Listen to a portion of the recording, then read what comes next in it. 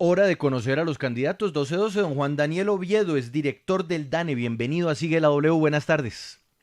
Juan Pablo, buenas tardes. Un saludo muy especial para ti y todo el equipo de Sigue la W. Y obviamente los oyentes y las personas que nos ven por los canales virtuales.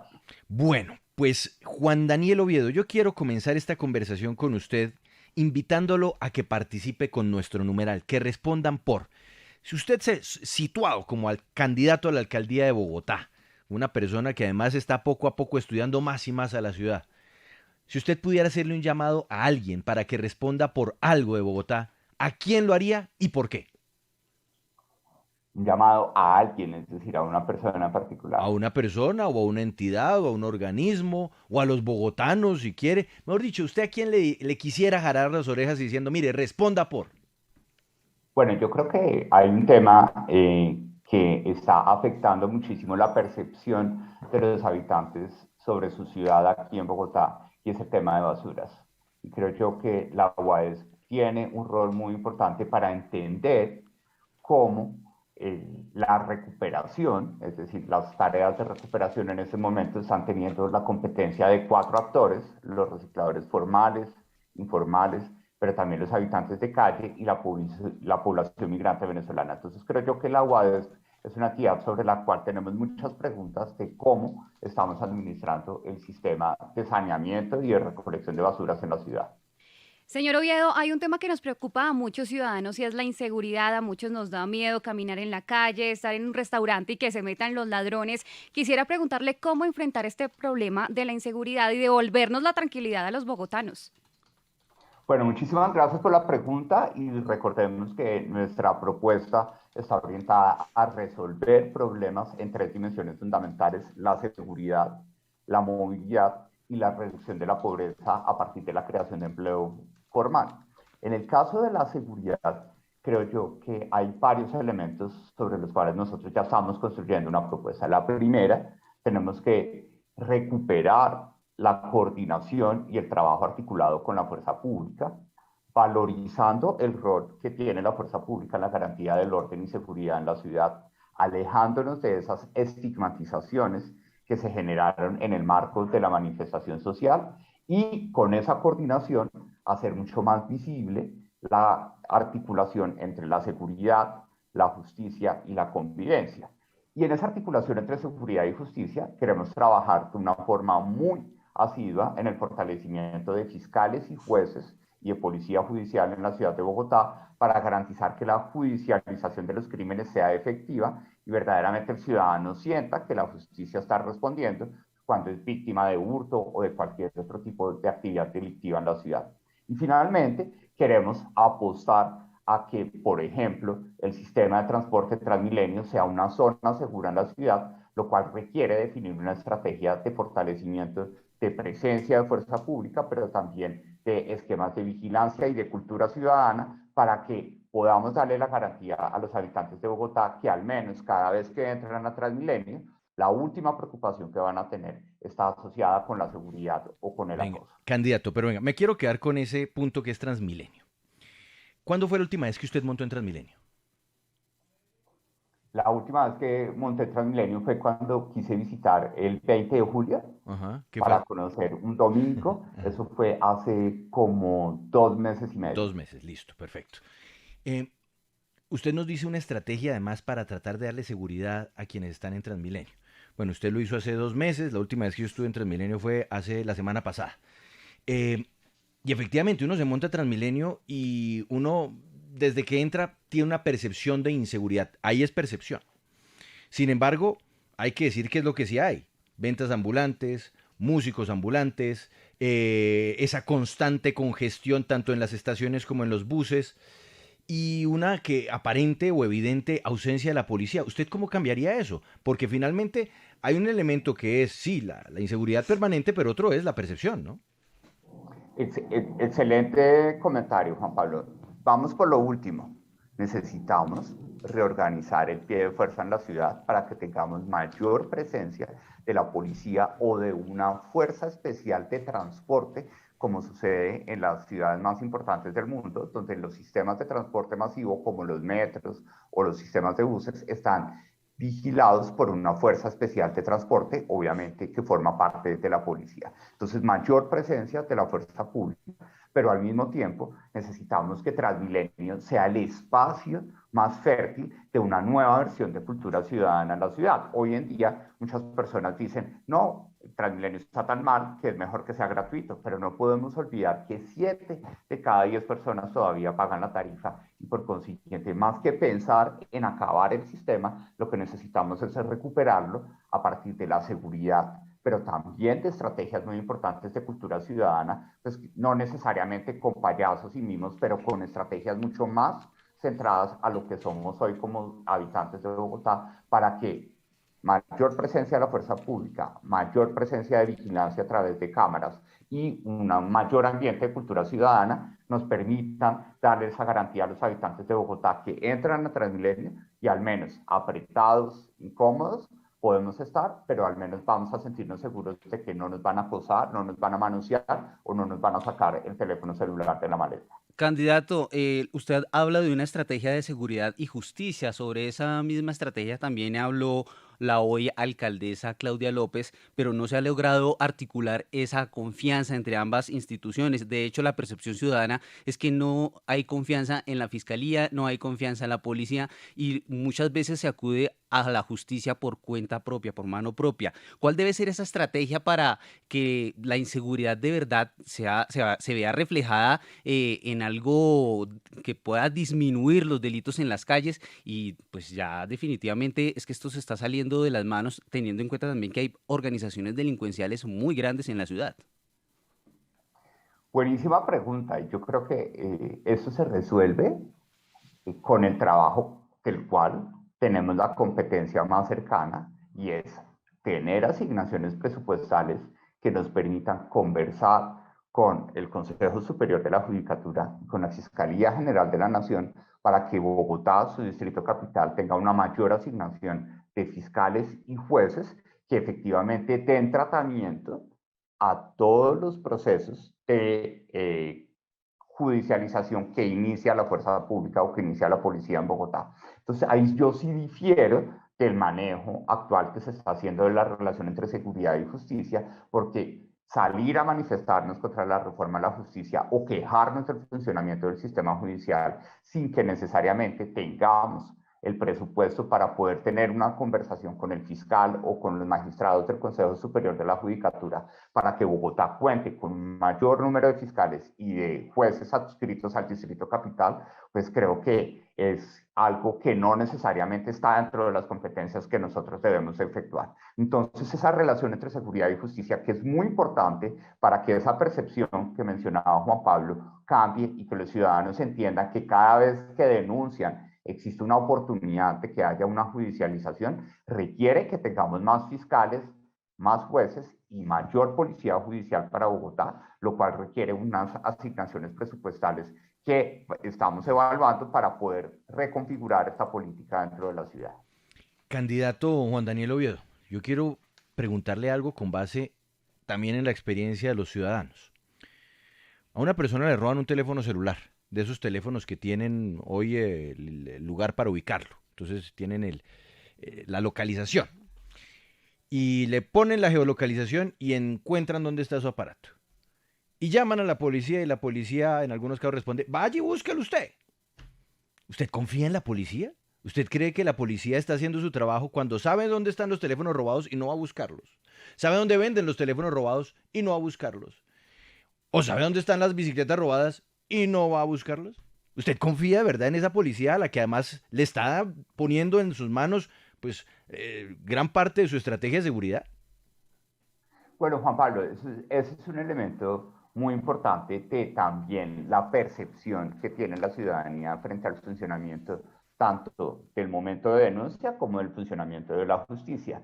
Pero en la medida en que tenemos un cuello de botella muy importante a la hora de pensar en el ingreso de las denuncias al sistema judicial, pues de arriba para abajo te cae la confianza institucional, incluso en los mismos policías que piensan que para qué persiguen si no va a haber una judicialización. Sin embargo, cuando rompemos ese cuello de botella en el momento de judicialización, pues tenemos que transformar de una forma muy significativa esa visión de esa percepción o de esas opiniones que tú consideras que la policía no está haciendo su tarea precisamente porque considera que el resultado, que es la captura de un criminal, no va a terminar en un hecho de judicialización. Entonces yo creo que aquí también se requiere con una mayor confianza en el trabajo de la fuerza pública, que ellos asuman su responsabilidad de que también tienen que hacer su tarea a sabiendas de que la administración, en este caso la alcaldía,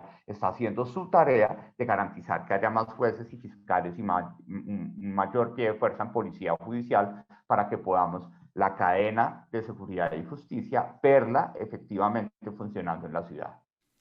Sí, candidato Juan Daniel Oviedo, quiero cambiarle de tema para aprovechar y preguntarle por una noticia, un tema coyuntural y es lo del metro de Bogotá. Ya usted nos había dado aquí unas primeras luces de lo que usted opina frente a la discusión que todavía está viva y es si el metro debe hacerse de manera subterránea o si debe ser elevado como ya está en el contrato que tiene esta alcaldía, esta actual administración.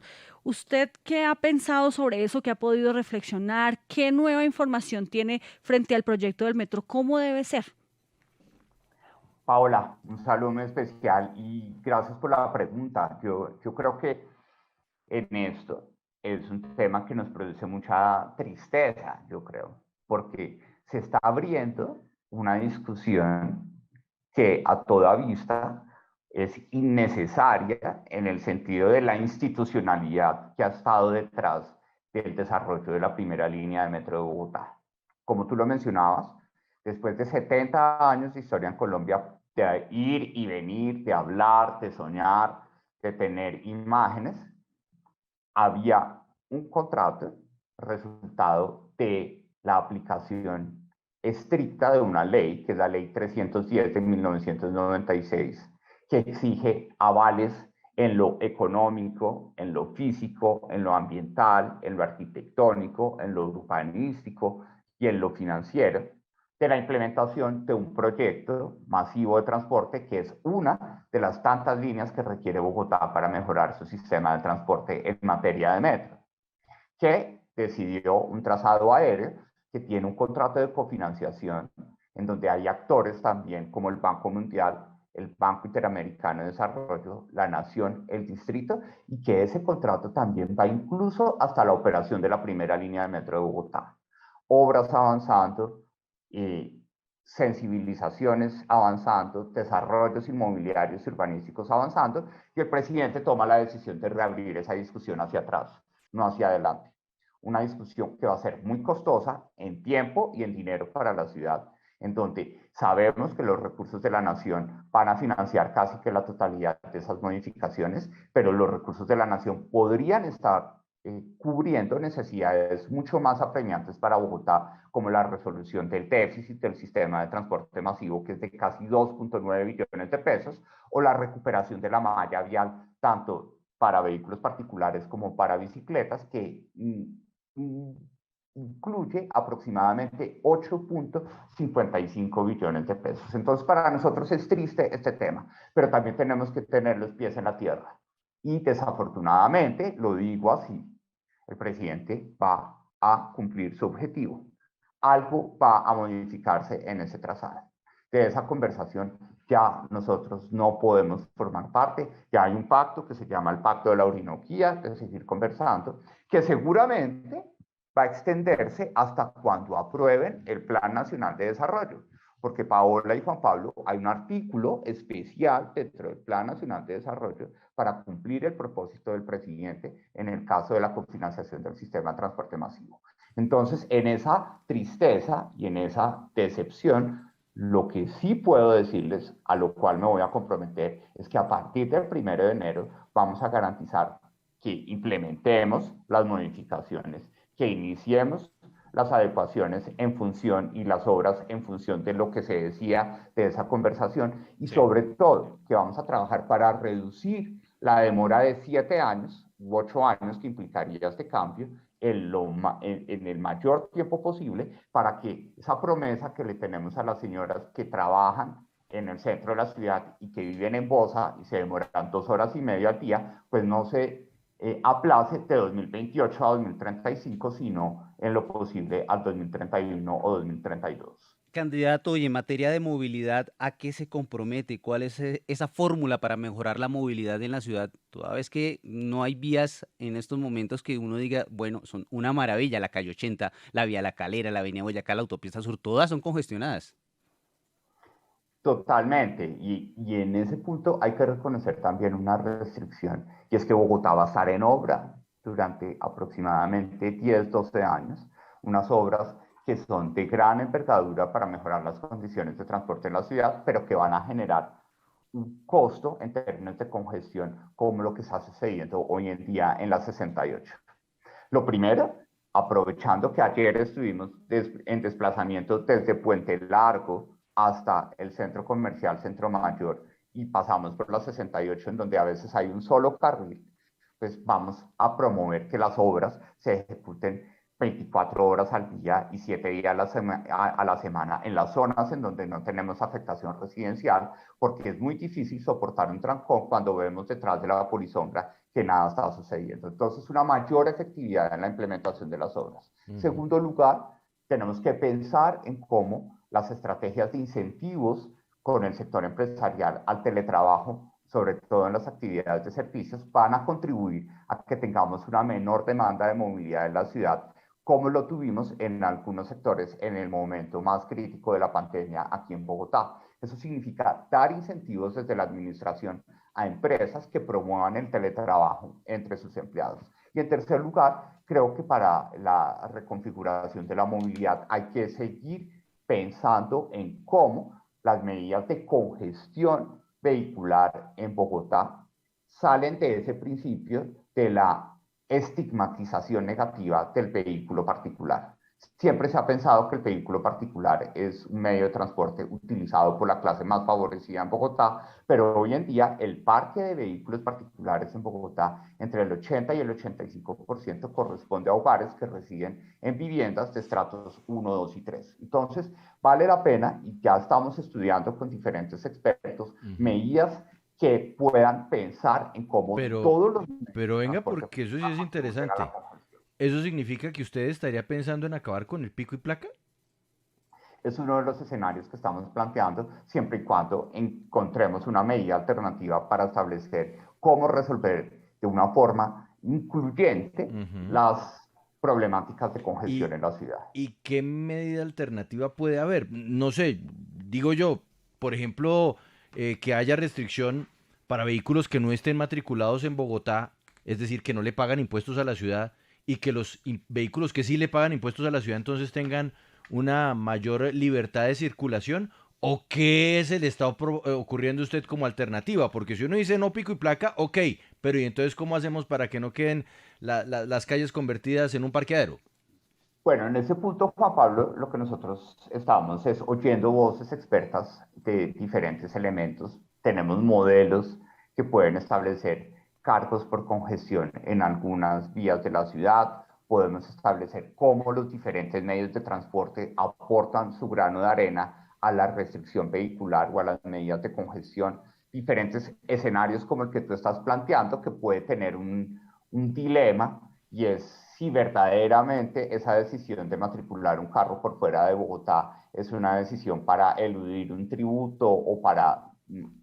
Hay que pensar todos estos elementos, reconociendo, Juan Pablo, que detrás de cada uso de un medio de transporte en Bogotá hay una familia o hay un hogar que está tomando una decisión, bien sea para optimizar sus gastos o para facilitar sus condiciones de movilidad. Entonces, estamos en un proceso de estudio y en su momento, cuando tengamos propuestas alternativas, pues las vamos a poner a consideración de la ciudadanía. Señor Oviedo, hablando de las calles, muchas veces capturan a los ladrones de los celulares, la gente no denuncia por temor y también tenemos que ver el problema del hacinamiento en la SURI. ¿Cómo combatir esta problemática? Bueno, este es un tema que está en el dolor de todos los ciudadanos, ¿sí? Yo no muy recientemente, pero eso fue aproximadamente en el año 2009-2010, me sucedió lo que nos sucede a muchísimos ciudadanos que estamos en la calle, nos quitan el celular, porque estamos hablando, pasa una moto y nos lo quita, vamos a la policía y nos dicen, pero ¿quién lo manda a estar hablando por teléfono en la calle, por ejemplo? ¿Sí? Entonces, en este punto hay que reconocer que hoy en día estamos más expuestos a ese tipo de hurto a personas asociados al equipo de telefonía móvil, porque todos de una u otra forma en Bogotá estamos teniendo acceso a teléfonos inteligentes que tienen un valor importante en los mercados ilegales. Entonces, en primer lugar, hay que trabajar y bajo el conocimiento de esa cadena de valor de los mercados ilegales, hay que trabajar fuertemente en la mitigación de esos mercados ilegales, que son los mercados de segunda, que le cambian toda la codificación al teléfono para poderlo revender, y atacar ese elemento va a ser fundamental para disminuir la rentabilidad de esa actividad delictiva. Y por otro lado, pues vamos a tener que plantear unas estrategias con el acompañamiento de la fuerza pública para establecer efectivamente cómo, con este elemento de seguridad y justicia que respondíamos anteriormente, tengamos una cadena de judicialización muy importante de estos grandes actores que existen dentro de este mercado ilegal de segunda mano de equipos de telefonía móvil. Entonces, aquí se trata de reconocer que aquí hay una cadena de valor y un mercado ilegal muy importante que existe por ausencia de objetivos específicos de la fuerza pública de este mercado, que vamos a atacar con conocimiento de causa y al mismo tiempo establecer un trabajo articulado con la fuerza pública y la rama judicial para que los grandes actores que están detrás de estos delitos pues puedan ser judicializados. Usted fue director del DANE durante la administración de Iván Duque. Y hay quienes dicen es que Juan Daniel Oviedo es el candidato del duquismo a la alcaldía de Bogotá. Otros dicen no, es que es uribista. ¿Usted se ubica en algunas de estas dos corrientes de la política colombiana? Ese ha sido el común denominador de muchas preguntas que nos han hecho, sobre todo en medios de comunicación, pero también la ciudadanía, y podemos responder con total tranquilidad que no somos candidatos de ningún partido político, no somos candidatos del duquismo, no somos candidatos del uribismo. Si así quisiéramos, una persona consistente como yo hubiera ido a pedir el aval político de esos partidos o de un partido de centro o de izquierda, según las oportunidades de ideología política. Como queremos estar completamente desmarcados de esa polarización política y como sentimos que Bogotá se ha convertido en el ring de esa polarización política, de los conflictos ideológicos que generan en Bogotá, por eso es que estamos en una candidatura independiente, un movimiento ciudadano, con toda por Bogotá, en donde nuestro propósito, como lo ven ustedes en este momento con Isaco, es la B de Bogotá y no la O de Oviedo, pensando en que me voy a convertir en un gran personaje político. Esto es una carrera que estamos haciendo por el propósito de resolver problemas y servirle a la ciudadanía en Bogotá. Pero ¿cómo ganarle precisamente a los partidos tradicionales y a las coaliciones fuertes, como por ejemplo el pacto histórico que puso tanto presidente como vicepresidente de la República? Bueno, pues ganarle con un sentimiento que hemos aprendido del trabajo en la calle en las 2 últimas semanas. Ganarle con respuestas concretas a los problemas que ven los ciudadanos en sus barrios, en sus localidades, priorizando los problemas de movilidad, de seguridad, de generación de empleo y al mismo tiempo con un contacto cercano con la ciudadanía para que la gente entienda que la política también se puede hacer con gente con la cual nos podemos sentir identificados en nuestra cotidianidad, con gente transparente y con gente que está dispuesta a rendir cuentas, a aceptar los errores, a corregir en el camino, y eso es lo que nosotros estamos tratando de transmitir a todos los ciudadanos en Bogotá. Le voy a pedir un favor, candidato, y es que me defina con una sola palabra o una expresión muy breve a sus predecesores en la eventualidad de que usted llegara a ser alcalde de Bogotá. En los Con últimos... una sola. Uy, ese pero, desafío. y el ejercicio además va a echar hacia atrás bastante, porque quiero que arranquemos 20 años atrás. Enrique Peñalosa. En esa primera administración, Sí, o en las dos que ha tenido. urbanismo. Antanas Mocus. Bueno, toca pegadito, cultura ciudadana. Lucho Garzón. Alimentación escolar. Samuel Moreno. Corrupción. Paso. ¿Pasa? Bueno, no, Sí, no. usted está en su derecho, por supuesto. Bueno, Gusta- corrupción. Corrupción. Corrupción. Gustavo Petro. Corrupción.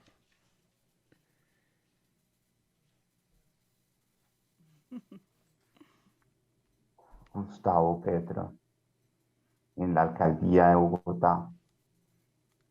Difícil reconocer un elemento que lo caracterice. Bueno, podría yo poner otra vez, Enrique. Activismo. Activismo, Sí, listo. activismo. En el momento de su destitución, activismo. Y Claudia López.